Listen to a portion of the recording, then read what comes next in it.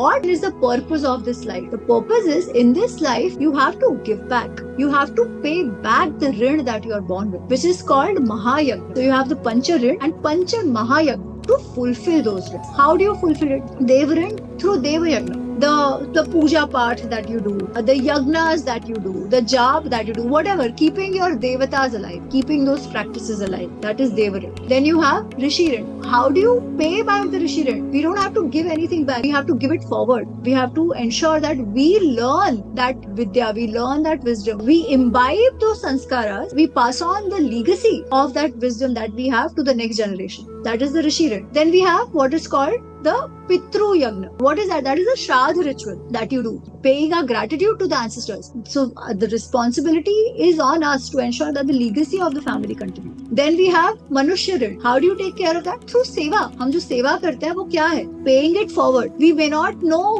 where our food is coming from, who is that farmer growing our food, but when we do seva of the Manushyas, that itself is paying forward. That is our kartavya. That is what our ancestors have told us. And lastly, Bhutarit, paying back to the nature. How do you do that? Yagna is a ritual, but the other is taking care of the ecology, taking care of those animals. If we are taking doodh from the guy, ensure that the bachda doesn't starve and we have only what is extra. First roti will always be for the guy. People will keep water for the birds. वो जो दाना डालते हैं पक्षियों के लिए. That is also a way of paying back to the prakriti and preserving the prakriti. That is inbuilt into our framework itself.